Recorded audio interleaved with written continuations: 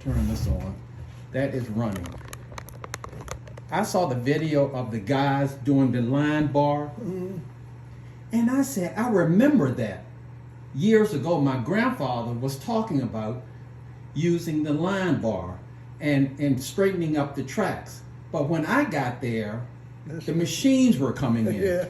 and they were using the machines. Yeah. And my question to you is, how did you get this started? Well, you sound like Ossie Davis, the actor who we interviewed. He came to Lynchburg especially to see us perform. He told me the same thing you did. Only thing he told me was that his grandfather whipped him one day because he was supposed to stay in the caboose and he didn't. Ooh. But that story is also mine. Mm-hmm. My great-grandfather, my step-grandfather, my father, all worked on a railroad. I had a railroad-related job, but I didn't ever work on a railroad. I told my dad one day I was going to quit school to go work on a railroad. He looked at me and said, "You going to do what?" When he asked you like that, you better forget what. But I'll tell you how it got started now. Let me go back to the very beginning.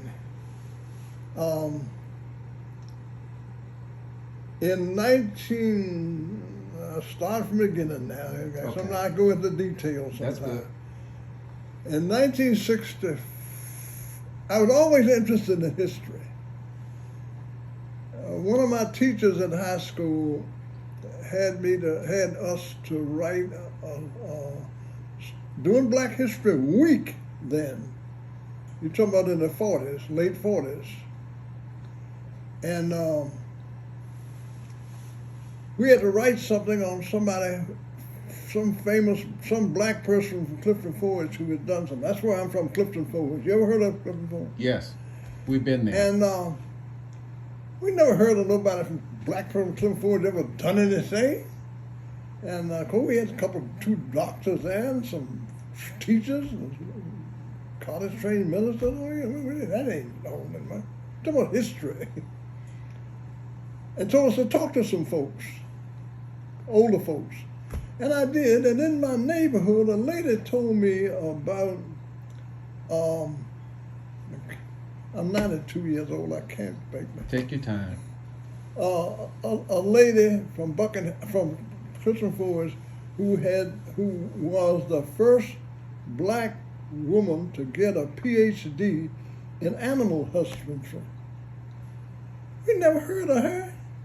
Come find out she lived on the same street where I lived. That's where she grew up. And I was completely blown away at that. And then we found out some other people. And that's what got me interested in local history.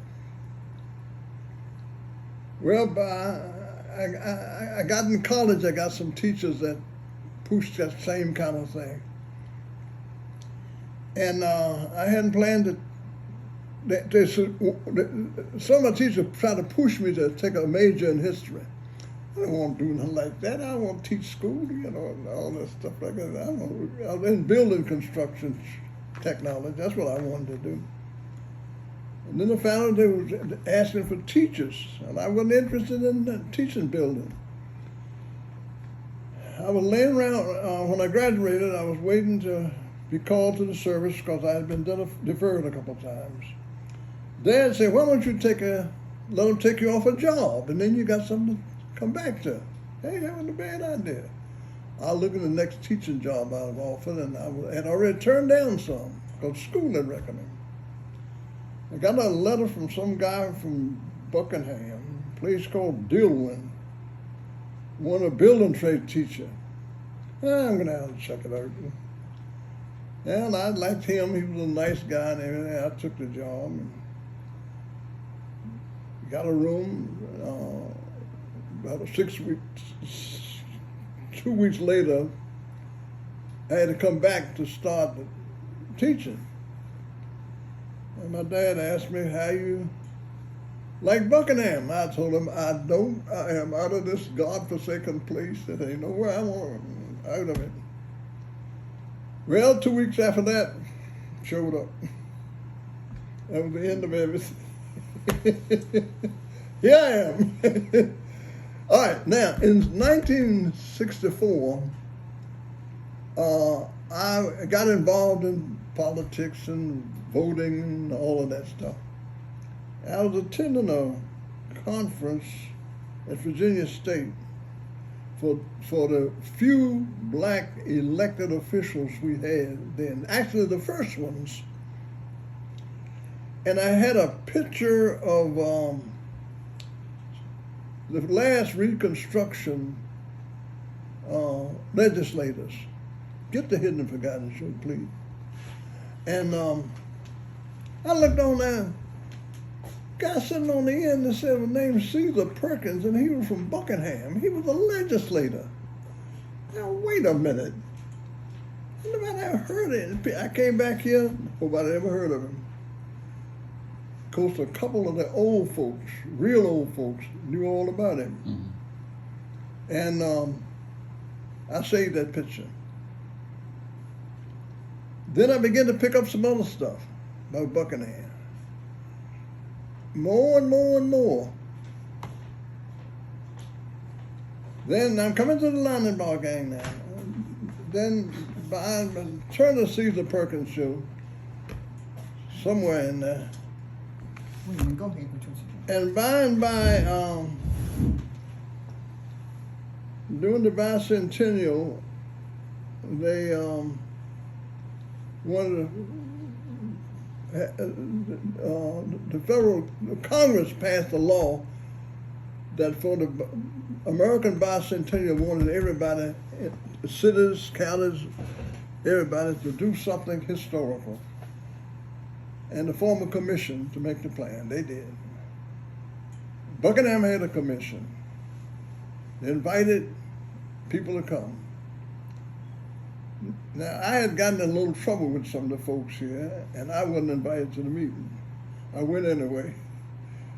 And they decided they were going to write a book about Buckingham, history of Buckingham. So the young college student there that asked, what are y'all going to do anything about finding out anything about black folks in Buckingham? Of course, the chairman said, oh, yeah, we're going to try to look for everybody. Met a month or two later, and they made some decisions on what they were going to do. So this young man also asked the question, have you found anything about Buckingham? They said, no, we can't find anything. Now, I got all this stuff I had piled up, and there were people that knew I had it. I started to blow up or something. I decided we're going to find out everything we did. And I went to work for 12 years. And that's it. Now, just before that came out, Randolph White, my distant cousin, I hadn't really had met. I won't go into how I met him, but I found out he was a distant cousin. He was my grandfather's first cousin. I didn't know him. I knew my grandfather. I never saw him, and I want to do an interview on his paper. He had a Charlottesville Albemarle Tribune, a little newspaper he even had for years and years. And I did a little story on him. Then I went back to talk with him some more, and I found out he knew my grandfather and all. So I got ready to leave him. He said, boy, why don't you start a newspaper over in Buckingham? I don't know no newspaper. On my way back home, I got to thinking about that thing. And I got home, I passed the news, I decided I was going to try it. I told her I wasn't going to start a newspaper, and her response was, you going to do what? She's the reason that come out. But anyway, now, after that paper, that came out and that came out, the Virginia Foundation for the Humanities made a decision to have a local branch And a professor at Hampton Sydney College was in charge of him. So we did some folklore stuff, like old works, play songs that kids used to sing when we were kids and all. And that was a successful project. By and by, one of the ladies in the group said that, you know, I grew up close to the railroad. And I used to see these men out there with these songs, with these bars and whatnot. Well, that rung a bell. I saw it too, because I lived in Clifton Forge, and you know Clifton Forge is a railroad town. I saw it growing up. Mama warned me one day not to go listen to those guys, but anyway, and I told them, they said, well, we ought to get some interview with some of these guys who actually did it. Well, I had 5 or 6 in my neighborhood and in my church. So I got together with them, and one thing led to another. We ended up in Dillwyn, you know, they have a railroad in Dillwyn, doing a reenactment. And these guys came, some came from Goochland. I forget the guy's name that came from Goochland. He was the first C&O foreman of the track gangs. I forget his name. Well, WTVR in Richmond picked it up. That we were going to do it. Here come the cameras, the television cameras and all. And it reached Sacramento, California, where they were planning a 50th railroad celebration in Sacramento for the big railroad that went out there. And they called me one night and told me they want me to bring these guys to California. I said, what? And I said, well, these guys don't know way of getting to California. He said, no, Mr. White, now wait a minute. We're going to bring it, we're going to fly you. We're going to put you up in a Holiday Inn, provide everything, and give you all an honorarium. I called these guys together, they didn't believe it. I don't think they believed it until I showed them an airplane ticket. So we went, and to make a long story short, we got back home, we found out all hell had broke loose because we began to get, first in Appomattox, where they had a railroad, Appomattox Railroad. And we've gotten calls from everywhere about bringing these guys, and for 20 years, that's what we did. They're all gone now. Not but 2 of us left. And only one, a little older than I am, actually did it, railroad work. He's still alive, but I think he's kind of out of it. We do have living close by a wife of one of these guys, one of the main callers. You know, they had a guy that called the cadence and all. And we became quite a group, you know. And I had some trouble with them, though, some of them, because one from Appomattox didn't want to participate with us because he's done it all his life, and he found out we had changed the word on all the songs. I told him, now we can't be using all these expressions, y'all use all, we got women and children. Oh, don't worry about it. Hear nothing that they don't hear on television. I said, well, we can't do that, you know. And of course, I still had trouble with some of them. One guy from Nelson, big loud voice, and could hear him all over the place. And I had, every time he'd get ready to start, him to come to sing the song, I'd have to pat him on the back and tell him, now wait a minute, I got children and women. On occasion, he'd let it go anyway. I got a gal on yonder's hill. She won't dance, but her sister will. And somebody didn't use the word dance. And they were a lot of fun, but... Did you ever have to replace any of them? Yeah, some of them were beyond help. Okay. Yeah, some of the songs. I mean, did you replace some of the men? Did some... Yeah, as they died out and got so they couldn't be. Yeah, we had a second group Mm-hmm. that was made up. Picture them in there. Okay. Made up of both guys who had done it all their life, most of their work life. Some who had done it part time, and one or two had never done it. Of course, I was one of those that had never actually did the work. I saw it. Had a Pullman porter who ended up with a conductor from way up north somewhere. Had a little bit of everything. Truck driver, you know. But all of just about gone now. Mm-hmm. It's a few of the later ones that left. Mm-hmm. But it's only two of us of the original gang still here. Mm-hmm. And of course only one who actually did it. And is that one in Buckingham? Huh? Does he live in Buckingham? That Yeah, he lived in Buckingham. Mhm. But his wife lives right up the road here a ways. okay. Now, She's he talking the 9. one that's still living. Child. Who's still living? Hayes, you talking about? Huh? Hayes is the only one still living. He's the only one But still that's alive. what he's asking you. He came down here very well. Okay. Well, Hayes, so his son told me he doesn't know much about He can't remember now. to talk about it, man. Mm-hmm. He doesn't even talk much. Mm-hmm. He got to be close to 100. Mm-hmm. And see, I was 92. I'm 92, and I was in, He was one of the younger ones. Mm. and see, they were all way much older than me, Right, right. you know.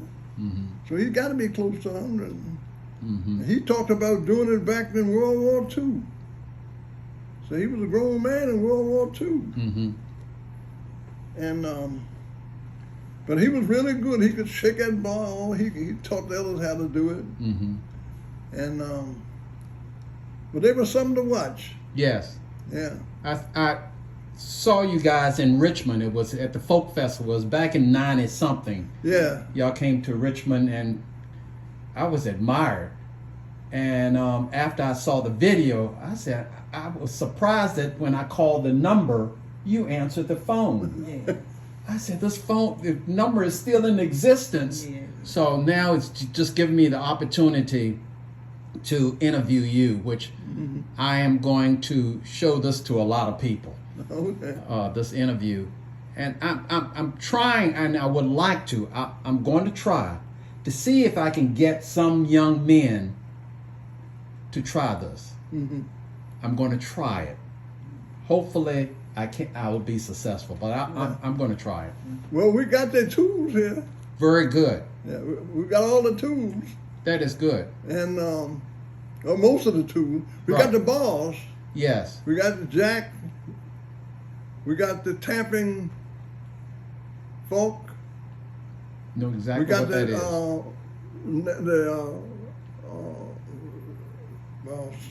Spiking hammers. Yes. We have the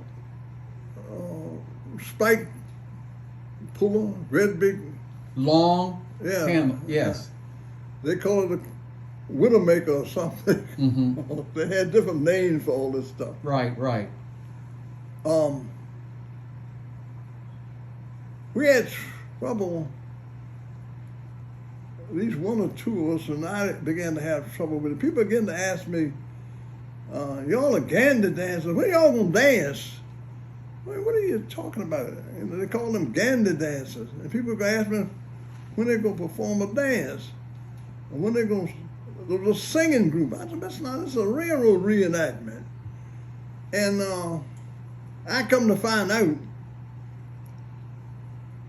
that, with the exception of the guys here, some of the older ones had heard the word gander dancing, but some of the younger ones that even worked on the railroad had never heard the term before. Mm-hmm.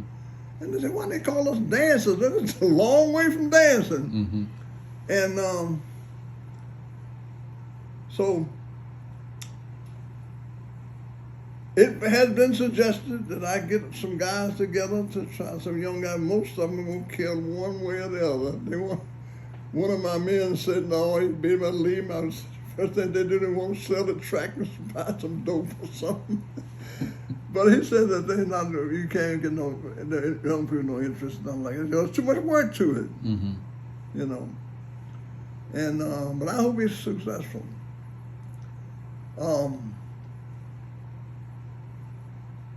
I had got a picture of it now. Mm-hmm.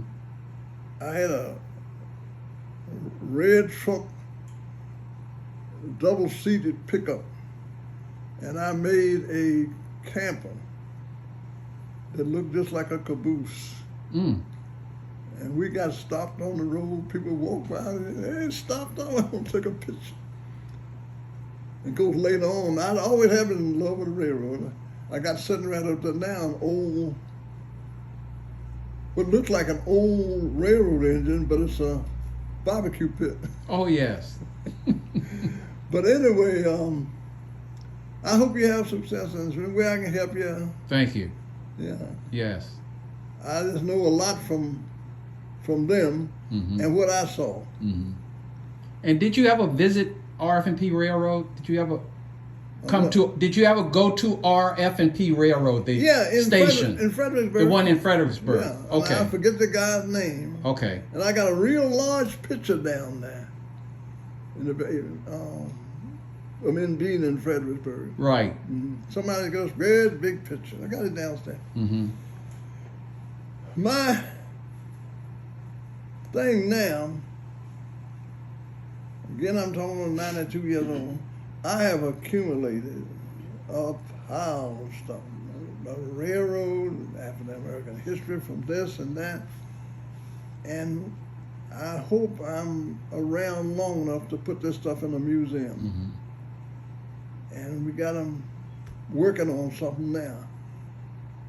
My oldest daughter's the NAACP president, and she's working with it.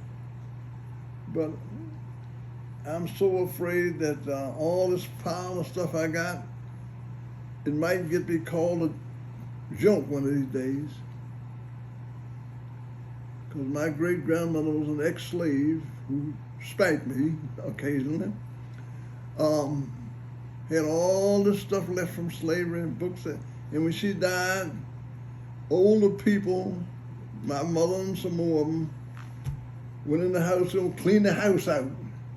And I hear him now, look at all these letters she wrote way back in slavery. Now, why is she keeping all this stuff? And they handed it to a 13-year-old boy to burn. I have, while I was working on that, wanted to get some letters and pictures and stuff from people. And so often I would go, yeah, when Mama died or Papa died, we just burned all that stuff up. I can't believe you burned it up. Because I did manage to get into one house one Saturday. It was scheduled to be burned. Mm-hmm. But about 15 or 20 pages in that came out of that pile that was in that house. Things I had never heard of and nobody else even heard of, all about Buckingham black folk. Mm-hmm. Scheduled to be burned up, but I got most of it saved. But all of this boxes and stuff, I got it out there, down the basement, everywhere. White collars, organized mess. I'm trying to get it sorted, indexed, and so that at least it'll be somewhere for people to use it. Right. But I put stuff in the paper sometimes. They can't believe some of the stuff I got in that book. Mm-hmm. Just this story right here for Linwood Holton. Do you remember him? Yes, I do. Now, I remember when he made that speech and said that let us now, since we've been a leader in so much of Virginia's past history, let us now be a leader in race relations. It shocked everybody. Mm-hmm. And then was more shocked when he took his kids to John F. Kennedy. And people didn't know that. Mm-hmm. I mean, young people. So I want to tell them, whether you appreciate it or not, whether you use it or not, know it or not, want to learn it or not, there it is. There for you. And don't blame nobody saying that they stole it or they took it away from them. You don't read. Mm-hmm. And people often ask me, "What's why you read all the time?" I can't help it. I've always been that way. Mm-hmm. So I hope you have a good luck. Well, thank you very much. This has really has been helpful. I'm happy to come out here to visit you guys too. And this is history. We're talking about oral history. Yeah. Ruth went to a. Can you tell it, Ruth? It was, well, the church, people who wanted to save the church Yeah. history. You know, I told them to get all these Yeah. documents and talk to the elders to get all the stories about the church, you know, Mhm. that I has been there talked to- forever. Oh, excuse me. Some young people one time, I showed them pictures I got here of Buckingham slaves. Mm-hmm.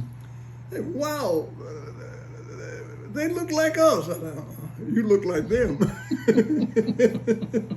I had high school kids to tell me that one day, hey, they didn't look just like us. Mm-hmm. No, you look like them. Right, right. Well, I'm going to turn this off, but